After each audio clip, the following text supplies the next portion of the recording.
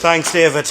It's always a great pleasure to be introduced by David, a great mentor to me and friend. And David, I'm not sure if you remember the first time we met was on the Via della Conciliazione shortly after John Paul II had died.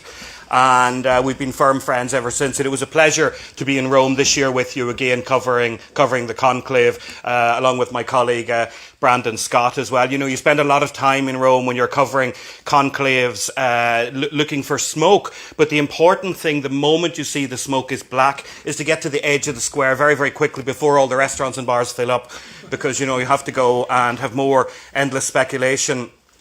Before I get in to trying to talk a little bit about Pope Leo, I should say the marketing manager will kill me if I don't say this. The book is available here for sale today. My colleague Brandon Scott will happily relieve you of $7.99 for the cost of the book. So I hope you enjoy it. And you know, I'm only going to give a flavour today of what is in the book.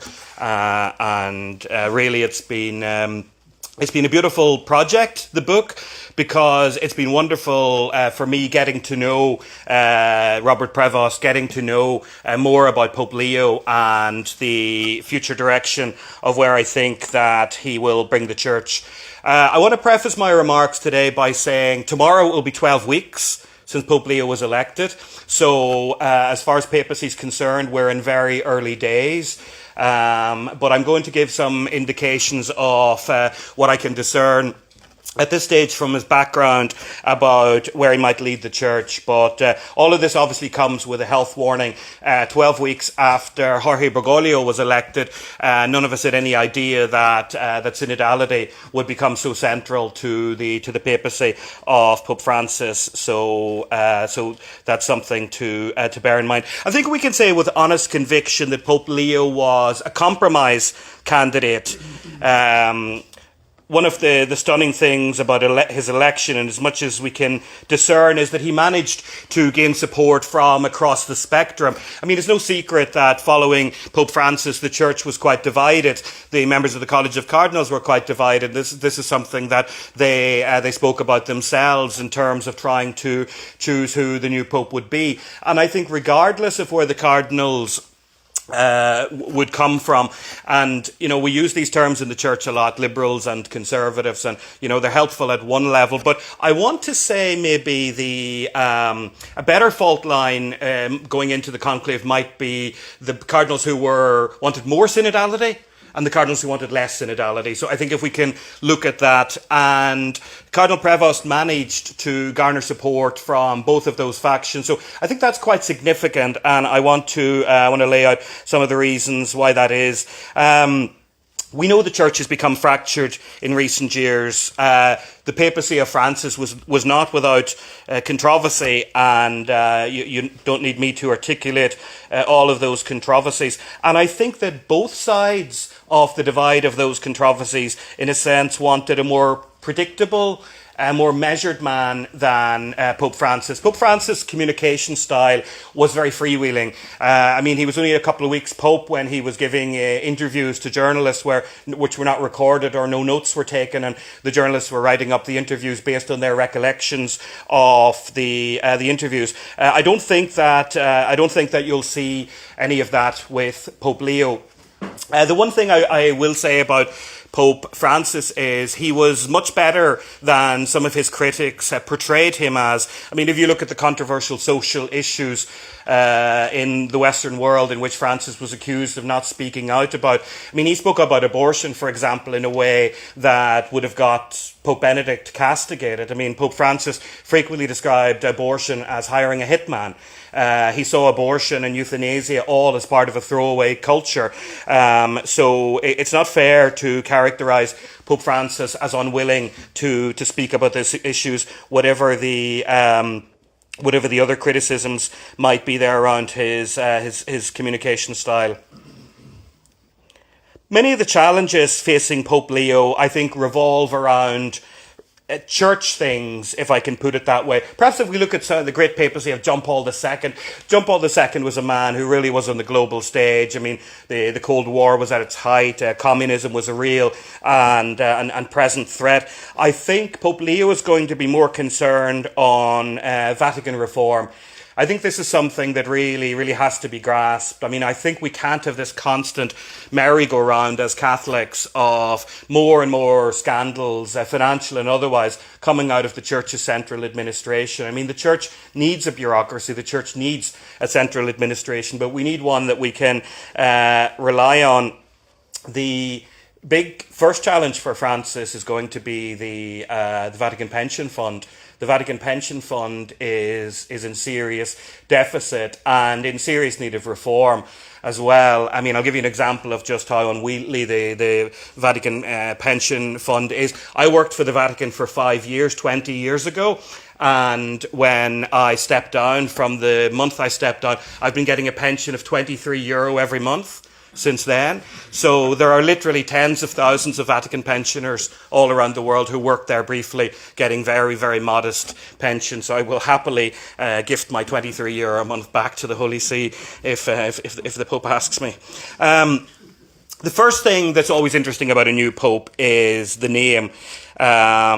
What's in a name?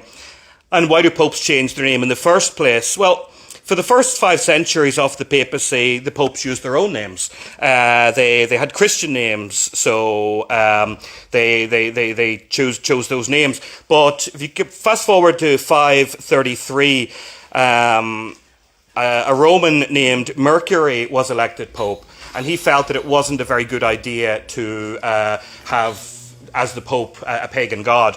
So he decided to change his name to a Christian name. But really, for the first 1,000 years of church history, popes really didn't change their name. That became a more important thing in the second millennium of Christianity. One aspect of that was the papacy was modelling monarchy, and monarchs, of course, took on different names. I think a second, more edifying side to that was that in taking on a different name, much like people used to take on new names in religious life, the Pope, the Bishop of Rome, the person elected, was symbolically dying to their old life, dying to their old self in a way. And I think that's why the Pope symbolically take another name.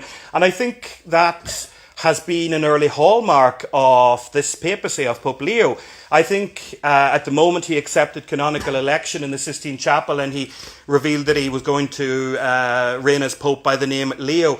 He died to himself. That was the end of Robert Prevost as we knew him. You know, he'll never again wander around the Piazza Navona. He'll never again, go to the Piazza Risorgimento and have ice cream when both of his brothers eventually go to God. He won't be at their funerals. I mean, the papacy is a real sacrifice. You really do leave your family behind, and it's no wonder that some popes have often been thought of as a prisoner in the Vatican.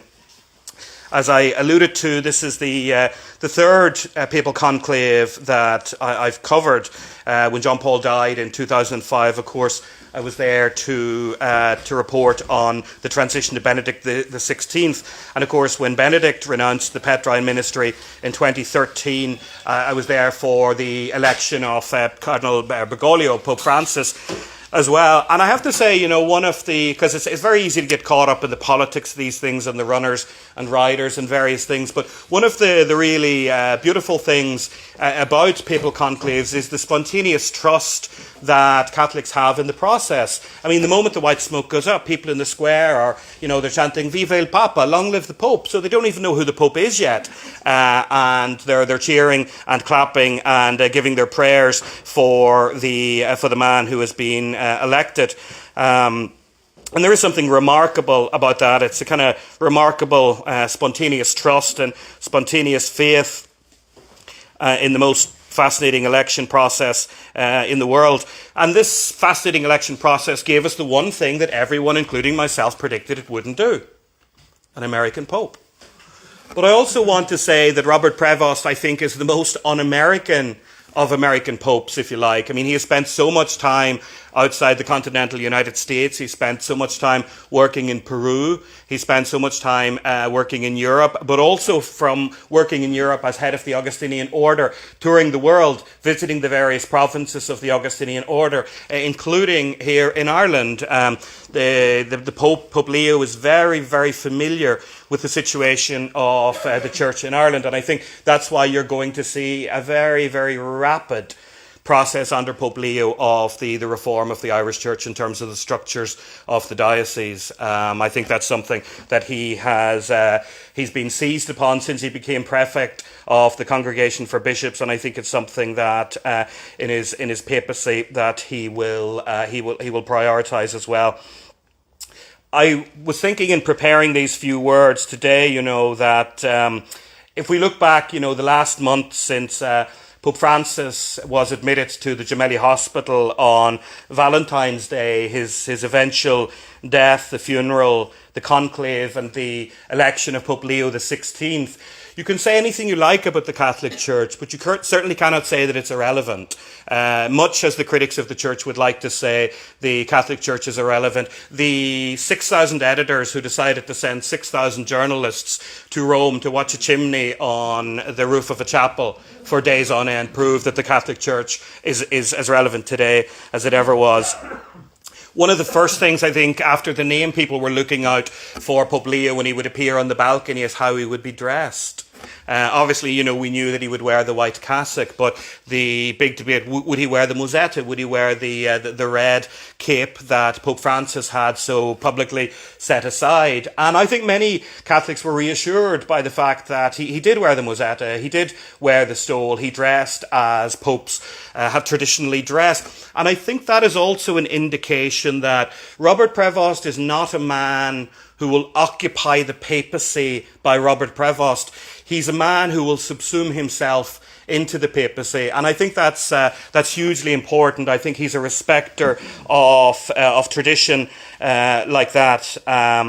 Francis, wanted to set aside that, thinking that it was an example of a more humble style of leadership. But I think it shows a great courage by Pope Leo that he was able to bring that back. And look, all the indications are now that he will soon move back into the Apostolic Palace as well, which for Vatican officials, particularly security officials, they'll be very relieved about that, because, the Pope living in the Apostolic Palace has lots of practical implications, and the Pope Francis living in the Domus Sancta Marta was a challenge for the authorities there, to say the least. I was very struck on the evening that he was elected by, we have these high definition cameras now, everything is caught, by how emotional he was on the balcony, on the loggia above the basilica. He wasn't afraid to show his emotion there, and I think that was a very beautiful thing, thinking about the responsibility before him in the ministry of service. But at the same time, I think there was a peace there as well. He was content in who he is, content in his own faith, and I think that came across as well. And I think what he wore, the musetta and the stole, was a sign that he wanted to kind of reassure people that this would be probably a more tranquil papacy, and in fact probably a more tranquil papacy than we've seen over the last number of papacies as well. I think Pope Leo is a man who won't dominate the papacy by himself, but he'll embrace the papacy as service. We look back over the history of the Church, every man who gets elected brings himself to the papacy, and they emphasise different things. They have their own themes, their own particular things that they draw attention to, and we'll see that, I think, in the first encyclical of Pope Leo when that comes out. The name is indicative there as well, and I think when Leo XIV was announced as the name, I think a lot of us spontaneously looked to Pope Leo XIII, and of course when he was asked why he chose the name Pope Leo, that's what he emphasised himself. He said he was looking back to Leo XIII, and he was looking back to the fact that Leo XIII had to confront lots of social, lots of economic challenges at the time of the Industrial Revolution. Of course, from the beginning, the Church has taught moral principles that are obvious in terms of the inviolability of human life, for example, But Pope Leo XIII had to face new things like the rights of workers. You know, what's a just wage? What's a just number of hours to work in a particular week? You know, I mean, we're having endless discussions now, but if we're going to move to a 4-day week, and perhaps we might have to move to a 4-day week because robots will take our jobs otherwise. You know, but you know, this concept of weekends and 5-day weeks, you know, are in human history. They're relatively modern concepts, and Pope Leo XIV emphasised rerum novarum. That was a famous document of Leo XIII that really has gained him the title, the father of modern Catholic social teaching, because he faced those challenges and he laid out the Church's clear teaching around the rights of workers, for example, but you know, also around the right to private property. Leo XIV sees as the big challenge confronting humanity today as artificial intelligence. And there's no question in the last number of years, artificial intelligence has burst on to the stage, and you know, there's all kinds of confident predictions from people who know much more about artificial intelligence than I do about billions of people's jobs being displaced by artificial intelligence that won't need to take vacations, won't need weekends, won't ever get sick, won't ever need a break, won't ever come into work grumpy. You know, so there's a lot you can see to recommend artificial intelligence, but Leo sees that as a huge challenge as well, and something that he wants to address in this time of profound social change, because you know, some of the implications of AI and machine learning, we can all see the benefits. For example, there's huge threats as well, and one of the things Pope Leo has been emphasizing in some of his talks and addresses since becoming Pope has very much been around artificial intelligence at the service of humanity. So I think you'll see artificial intelligence as a core theme of his papacy. And I think what he will be saying to politicians is that AI must be developed in a responsible way and used for the benefit of all, because, you know, we look now, where's artificial intelligence being used most now? Warfare. In weapons of war that are being guided by artificial intelligence. I mean, the concept of sending soldiers into battle is almost an old-fashioned concept now. This warfare can be waged by people using keyboards. I want to emphasize that Leo, of course, acknowledges that AI has immense potential for good, such as, I mean, healthcare. I mean, the robots who perform operations now, they don't have bad days the way surgeons have, and you know, I think we can all see the benefit of that. But he has voiced the concern about the potential impact of AI on neurological development of young people, for example. I mean, if we lose a lot of these skills that AI is going to apparently replace, then you know, we really have outsourced something to a source outside of ourselves. In an early speech to politicians, he said that, you know, it must be used responsibly and it must be used at the service of humanity. As I said, Pope Leo was an unexpected candidate, I think, for most of us.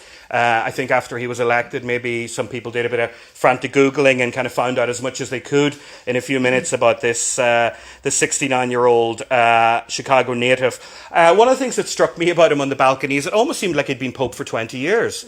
There was a comfort in it, and I don't know if anyone saw any of the images last night of him at the Jubilee for Youth in Rome, but you know, it really struck me that interacting with the young people, effortlessly moving between the various languages, there really was a touch of a young Karol Wojtyła about him, and I think there is that energy there, and I think he's going to resonate with young people because he displays a comfort in the role that I think is appealing to people.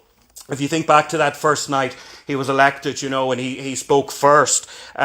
Peace be with you all, he said, you know, and the voice just boomed down the Via della Conciliazione, and that was something he was very comfortable with. Of course, what I haven't spoken about yet, he emphasized that night himself, underlining his roots as a humble friar. He said, I'm an Augustinian, a son of St. Augustine, who once said, with you I am a Christian, and for you I am a bishop. And I think that is, again, underlining the idea that he wants the papacy to be of service. Pope Leo will continue synodality. There's no question about that. I mean, no pope repudiates the great work or the master plan of his predecessor.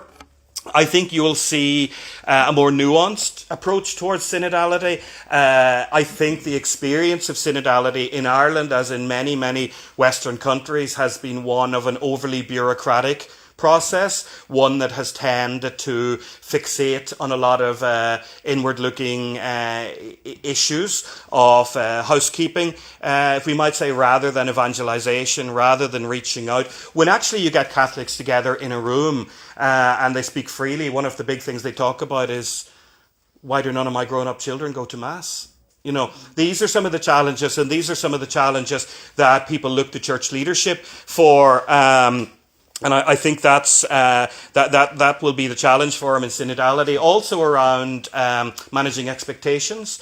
Pope Francis, I think, had a challenging style of communication when it came to synodality, because he would tell people, everything's on the table, you can talk about everything, we must discuss everything, taught us. And then when people would come and say, well, we'd like to talk about women priests, he'd say, oh no, that's off the agenda.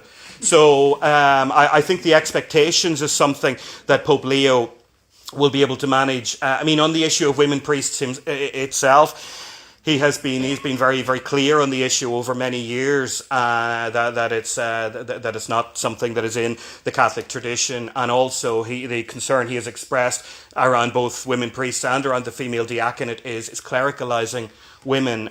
He doesn't see that as he doesn't see something that is a good way forward. So as I say, that expectation managing will be important there.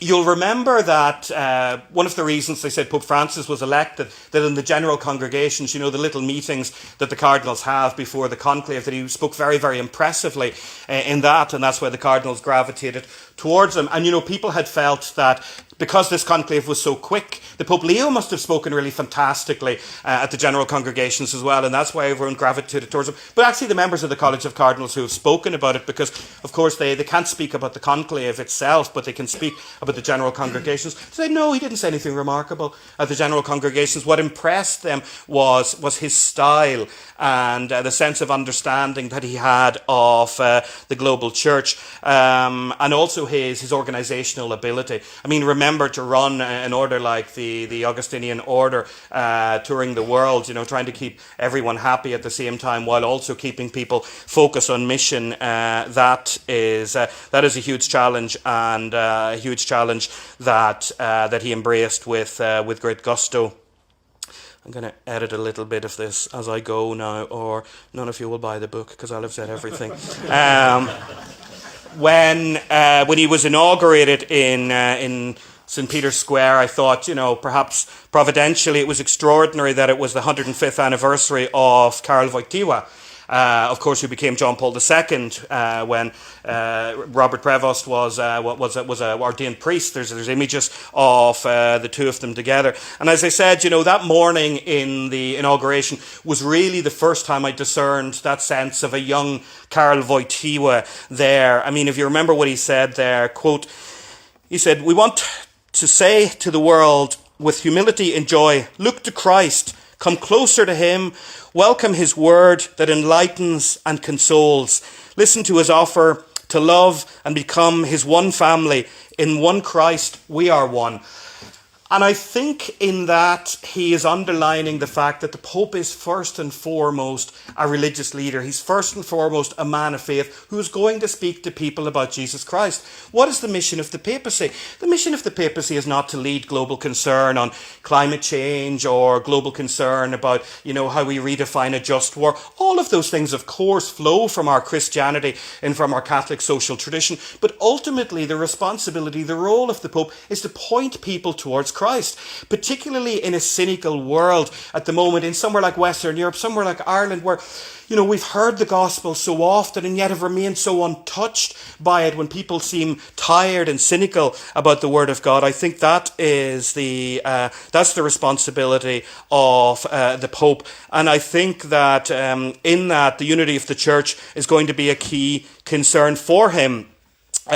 He quoted Augustine in that inauguration homily when he said, "The church consists of all of those who are in harmony with their brothers and sisters and who love their neighbour." So I think harmony is going to be a major theme of this papacy as well. He went on in that same address. He said, "Brothers and sisters, I would like that our first great desire be for a united church, a sign of unity and communion, which becomes a leaven for a reconciled world." That's very much what he sees the role, the responsibility of the Catholic Church. Keep in mind, growing up in North America, Pope Leo is more familiar with Protestantism than many of his predecessors, who have come from Europe or have come from parts of the world where Protestantism is not really a thing. He has seen the fracturing in the Protestant denominations in the United States that has been brought about by a lack of unity, by allowing their churches to be turned into a kind of loose alliance, as someone rather cynically said, in less ecumenical days. Of course, one would never say something like this in ecumenical days like today, but, they said, how many Protestants does it take to found a church? Well, two. The first to found it and the second to split it. Now, at one level, there's a deep truth there that unity and togetherness has always been a core part of the Catholic tradition, and that's something that's hugely important. In thinking of a few adjectives to describe him, the things that come across to me most are discreet, calm, thoughtful, and unpretentious. Someone who knows him very, very well described him to me as emotionally clever. And I felt that was a good description of him. He's a very, very attentive listener. He's respectful of other people's views. He's a bridge builder and he's a peacemaker. But when he comes to a decision, then he's immovable. And he will implement that decision and he will give himself that, he will move forward with that. Because, I heard a lot of talk about listening is great, but, you need to know when to act as well. And Pope Leo, in his governance of the order, shows that he knows how to act and when to act as well. I think the image of the church that is working together, evangelization, he is described as her deepest identity, and I think this is an image of the church that really sits very, very easily with Pope Leo. Remember, he volunteered to become a missionary in Peru. The papacy is often spoken about as having two facets, They say ad intra and ad extra. So, in the inner workings of the church and then the church in the world. I think Pope Leo is going to concentrate more on the inner workings of the church. I don't think you're going to see some of the grand gestures that we saw in previous papacies. I think that it'll be a more relaxed style, but it won't be a style that will retreat from the world. I don't want to give the impression that I think he's going to embrace a form of quietism or a form of pietism. One of the things that we have to account for in the 12 weeks since he was elected as well is it's summertime in continental Europe, and Italians will soon be going on holidays for August. The Pope himself has already been in Castel Gandolfo and will go back to Castel Gandolfo. So I think September, October, you will see him hitting the ground running. I think he's someone who won't be afraid to be confrontational with politicians where he thinks that is necessary. If you think back to the first meeting he had with diplomats on May 16th, he described papal diplomacy as the expression of the very Catholicity of the church. And in that same speech, he gave, I think, two early indications that he was comfortable putting the church at odds with the popular secular consensus. He reminded the ambassadors there present from over 140 countries that, quote, It is the responsibility of government leaders to work to build harmonious and peaceful civil societies. This can be achieved above all, he said, by investing in the family, founded upon the stable union between a man and a woman, a small and a genuine society, and prior to all civil society. Now, you have there a very clear articulation of Catholic social teaching around subsidiarity, around the fact, that the government should be supporting families, and keep in mind, he goes out of his way to emphasise the traditional family based on marriage between one man and one woman, and the state should be supporting it, but not interfering in what is the role of the family. And I think that is not for nothing that he did that in a very early address. He went on in the same address, and I think this was very deliberate as well. I quote him, he said, "In addition, no one is exempted from striving to ensure respect for the dignity of every person, especially the most frail and vulnerable, from the unborn to the elderly, from the sick to the unemployed, citizens and immigrants alike." So I think you see a beautiful articulation there of the totality of Catholic social teaching in terms of, who is my neighbour, the unborn, the elderly, the person targeted by euthanasia, the refugee, the homeless person. So I think you'll see him indicating all of these things. So I think that is a way of him saying that the Church won't shy away from articulating teachings that the culture finds unpalatable. He said, quote, "For her part, the Church can never be exempted from speaking the truth about humanity and the world, resorting wherever necessary to blunt language that may initially create misunderstandings." So I think that is perhaps putting the ambassadors a little bit on warning that some of what they will be hearing from the magisterium of Pope Leo will perhaps scold them in a way that they might not be expecting. Because the funny thing about the papacy, when the Pope is speaking about climate change or against wars and everything, every politician in the world wants to go and be photographed with him. They love him and they quote him in speeches and everything. But you see, when the Pope speaks about abortion or euthanasia, they all run a mile. So their embrace of the papal teaching is something that is quite selective. I want to conclude my remarks and then open it up to the floor for questions by a couple of things to look out for in coming months under Pope Leo, and I think these will be important indications, and I think people need to give him a fair wind as well. I think sometimes because of social media we're used to having immediate reactions to everything, and also because of Twitter and X and various things, we want to zing someone or have the biggest hot take on something immediately. I think we need a little bit of patience here. I think one thing to look out for is the first encyclical. I think the first encyclical will probably concentrate on artificial intelligence. I think that's where he'll be looking at. And, I think that will be a very good thing for all of us, because I think we all need to read up on artificial intelligence as well, because, we cannot just uncritically embrace this technology. I think another thing to look out for is key Vatican appointments. He has to replace himself in the Congregation for Bishops, for example. That's a very important role in choosing bishops from around the world. Though I would argue under this papacy that will be a less important role, because Pope Leo himself will be directly involved in a lot of the appointments, whereas previous popes obviously needed a prefect. And papal travel. I think look at what some of the places he's going to start to travel to as well. I mean, the only scheduled trip I think at the moment is the trip to Nicaea to commemorate the Nicene Creed. I think that will be an important ecumenical pilgrimage for him. I think ecumenism will be a key part of it. But those Vatican appointments, the travel, and I think the encyclical, I think those will be some of the things that if we were to look 6 months from now, 9 months from now, they will kind of indicate, because this is likely to be a long papacy. I mean, I can't predict the future, but I mean, he's a young, fit, healthy man with a personal trainer, so he could live 20, 25 years. So I think this is likely to be a long papacy. But look, I will conclude. If I had to summarise, I say I think we're in very safe hands.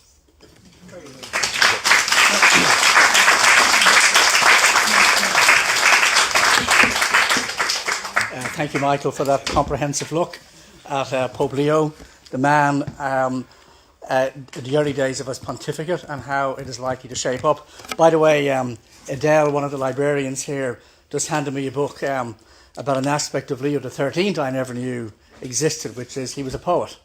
And here's a collection of his poetry, so maybe that's also what Leo XIV had in mind. Michael D. Higgins, eat your heart out. We'll have to republish these. Anyway, we'll take questions, and I'd ask you, as usual, not to make statements,